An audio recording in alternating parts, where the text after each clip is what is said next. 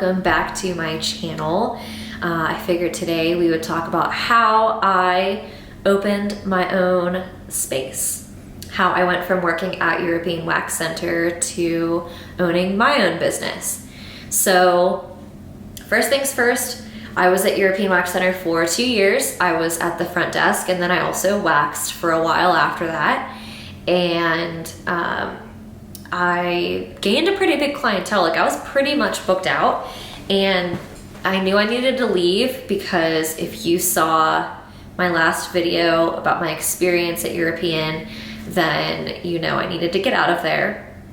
So I had gotten a flyer in the mail for my salon suites that were going to be opening like a little bit down the road from me, from where I lived. And it wasn't that far from the European I worked at either. And I was kind of like, okay, like I could take a chance and do this. So I toured the building when it was down to the studs. I had no idea what my room was going to look like. I had no idea how big it was going to be. And yeah, so I took a chance on that. I signed my lease and I started telling my clients at European. So I'm not going to say that I took anybody, but I knew that I had enough clientele built up that I would be able to pay my rent. And my rent every month was, I want to say it was like $11.50, something like that. So that wasn't like that bad. And then I pretty much just moved in. Like I bought everything while I was still at European. I stocked up on all of my supplies. I tested out a bunch of different waxes. I just made sure that I bought things that I really liked and that I was going to enjoy using. I did buy a bunch of things because I thought I was gonna wanna do facials, and I kind of hate doing facials. I primarily just wax now, but in the beginning, I thought I wanted to do facials again. I missed them, but turns out I really didn't. So that is one piece of advice that I can give you if you're thinking about opening your own space. Definitely like make sure that you are doing what you want to do. If you hate doing lashes, if you hate waxing, if you hate any service, don't offer it. You don't have to. You don't have to offer every service. Because there is that saying, a jack of all trades is a master of none. You want to specialize in something. So for me, I definitely specialize in waxing. That's my passion. That's what I love to do. And I don't really care for facials, so I do them every once in a while, but it's just because I have product still. Once that's gone, I probably won't offer them anymore because I don't really care to do them. I do like dermaplaning, but okay, that's neither here nor there. That doesn't really matter. But yes, pick what you like to do, specialize in that, become a master at that, and that's what people are gonna come to you for. And you will enjoy what you do all the time because you're just doing what you like to do. So then I also started out a Groupon. I did my Groupon for waxing. I did it for Brazilians and lower legs because I like doing those things and they were pretty quick and easy. I didn't feel like I used a whole ton of wax to do those things. So I ended up doing that. I don't really recommend doing Groupon. I feel like that's where you get all of the cheap people that are never going to come back. They're not really going to become your long-term clients. Sometimes they might. I think it depends on, I don't know, a lot of things. I know a lot of people build their entire book on Groupon, but that's just not for me. I can't do that. I've tried, and it's just every time it's just stuff that it never works out. I never end up keeping a whole lot of clients. I keep a couple, but like none to make it worth it because Groupon takes such a large cut of your profit that at the end of the day, you're not really bringing anything in. You're not like making a profit. Another way that I brought clients in was I networked a ton on Instagram.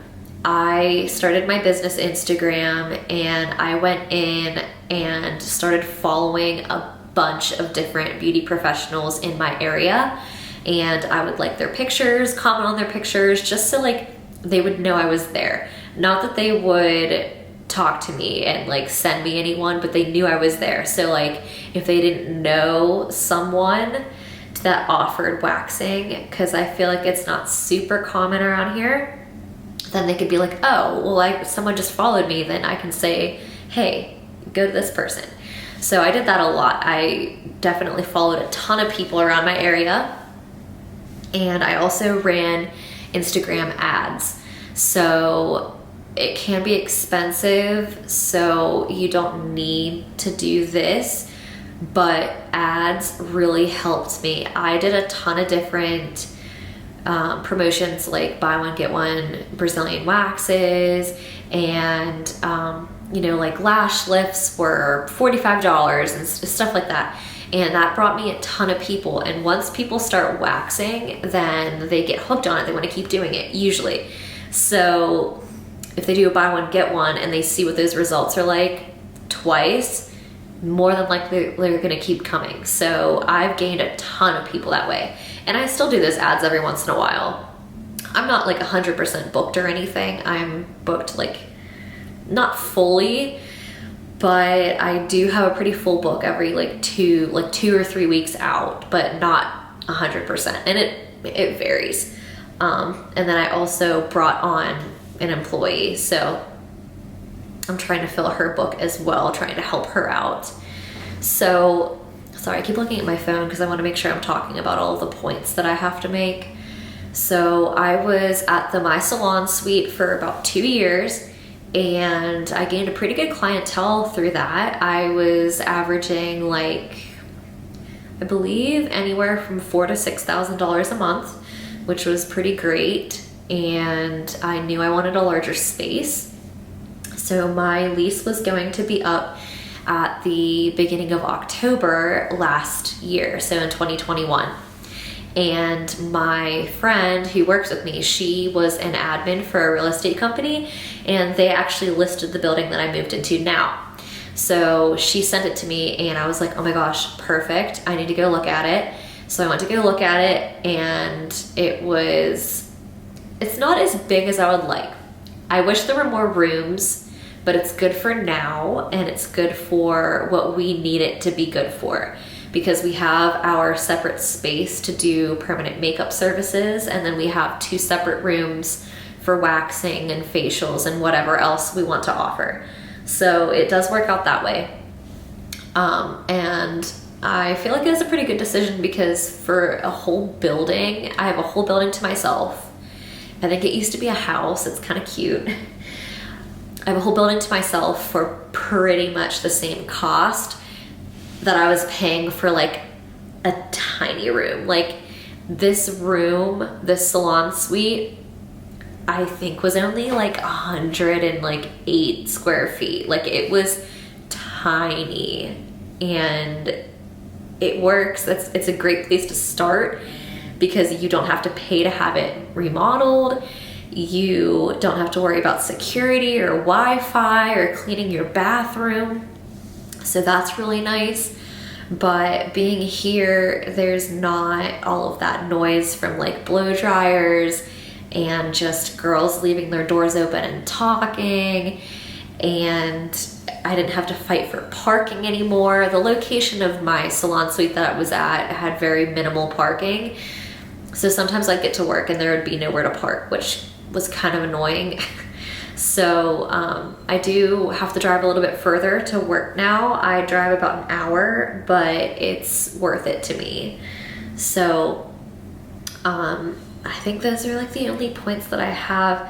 Oh, also networking, just like going around to local businesses in your area and just introducing yourself, saying like, hey, I'm so-and-so, I'm moving in, I offer these services, can I leave some business cards with you? Definitely get business cards and pass them around to whoever you can. I just saw actually a really clever idea from somebody. They said to take your business cards and drop them into tampon and pad boxes at the store, so that whenever people buy them, they'll see that in there. I mean, maybe not. I feel like I never pay attention to what's in my tampon box, to be honest with you. But you never know. Or just airdrop your business card to people when you're in public. I think that's a crazy idea too. I feel like somebody on Instagram that I follow, Wax That Ash.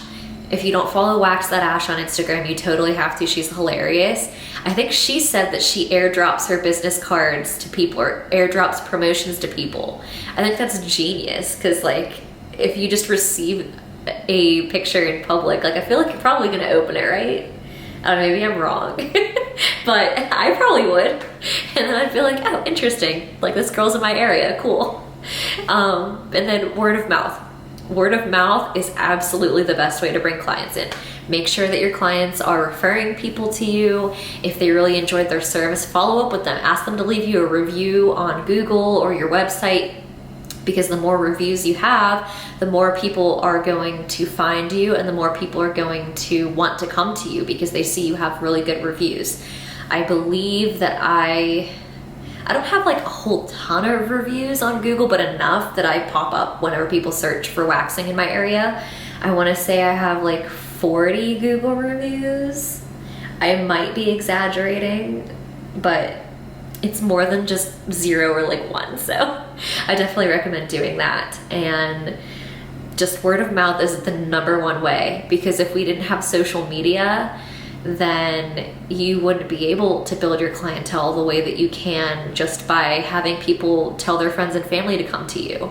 I always have people tell me, because I always ask, that's another thing, whenever you have a client, ask them how they found you. I love finding out how someone found my studio because that helps me with my marketing. If someone says, or like a bunch of people say that they found me on Instagram, I'm gonna keep doing what I'm doing on Instagram. If somebody says they found me on Google, I'm gonna keep making sure people review me on Google.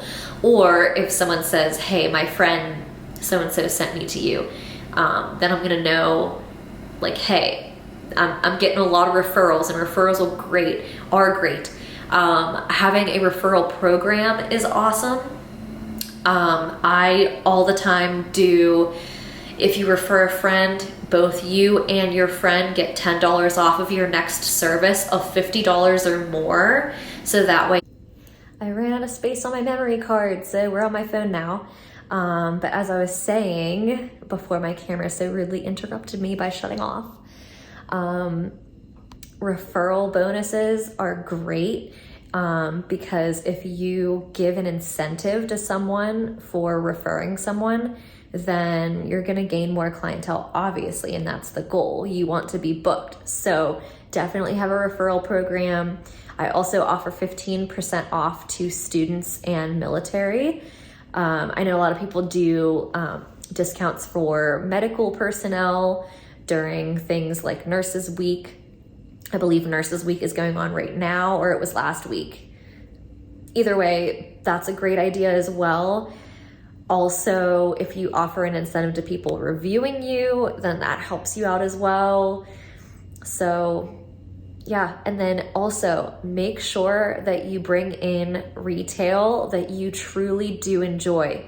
Try things out. Don't settle and buy all of like one or, I don't know, just one company. Like make sure that you have used the products, test them out yourself, make sure you like them, make sure they work. More importantly, make sure they work.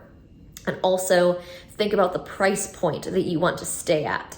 Around my area, it varies. So like some people don't want to spend a whole lot, and then other people will spend like $400 in one go. So it really depends. So make sure that you have great retail, because if you add on retail, that's more dollars for you. And if people have good skin after your services, whether that be for waxing or facials, they're going to definitely recommend people to you because they're going to get the results that you want them to have and that they want to have.